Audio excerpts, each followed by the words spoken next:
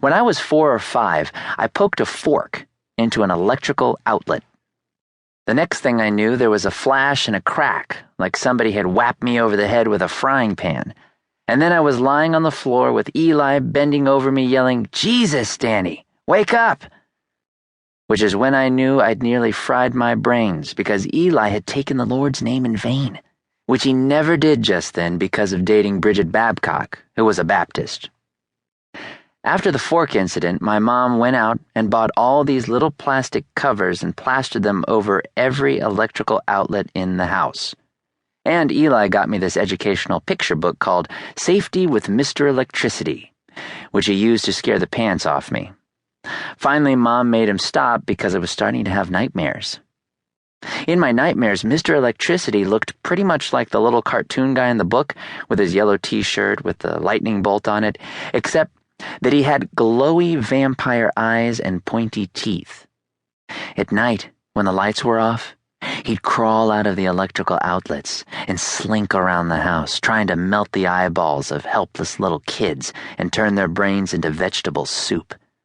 Especially helpless little kids who'd poked at his butt with a fork. After spending my formative years with Eli and Mr. Electricity, it's probably a miracle I can bring myself to charge my iPod. Anyway, I think it was that fork that gave Eli the idea for his education days. I needed them because I was a Darwin Award waiting to happen, is what he said. At first, I thought that was a compliment. Then I found out that actually, the Darwin Award is for people who have killed themselves in incredibly stupid ways, thus eliminating themselves from the gene pool. Such as Charles Stevens, who went over Niagara Falls in a barrel with an anvil tied to his feet for ballast. Afterward, nothing was left of him but one arm. They knew it was his arm because of the tattoo. "I think education days is a crap idea," I said. "I already go to school. I don't need any more education days." "Admitting you need help is the first step towards solving a problem," Eli said.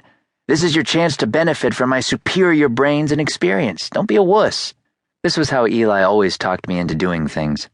So far, so as not to be a wuss, I jumped off the high board at Marshall Lake, eaten a whole jalapeno pepper, run around the outside of the house naked, called a girl that Eli liked on the phone and pretended to be a computer dating service, and ridden a skateboard down Turkey Hill and into a ditch. "Forget it, Eli," I said. "I'm not doing this for you, you twerp," Eli said. "I'm doing this for me. When the zombies start crawling down the chimney, I don't want you squealing around being short and useless. I want you out there competently defending me with a cleaver."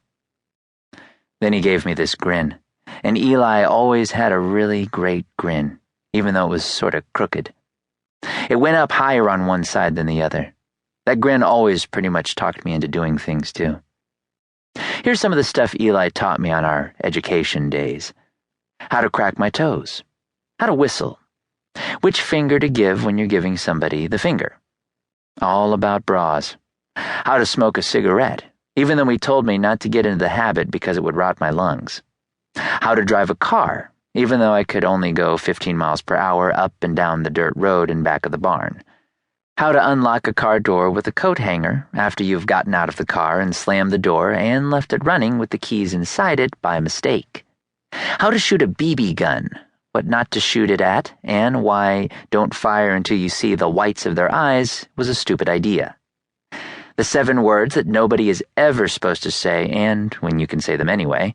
How to light a barbecue grill in under 30 seconds, using a technique I had to swear never to reveal to Mom or in print. How to throw a football.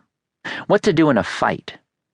He also told me where babies come from and how to make sure they don't, which pretty much freaked me out at the time, but Eli said give it a few years and I'd realize that there was a lot of potential there. You'd think that some of this would be the sort of stuff a dad would do, but to tell the truth, a lot of the time our dad wasn't around. And even when he was around, he still wasn't really there, if you know what I mean.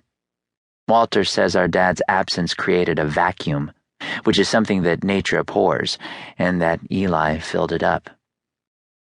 Here's a typical conversation without my dad. Scene: the Anderson family kitchen. In the middle of the room is a large wooden table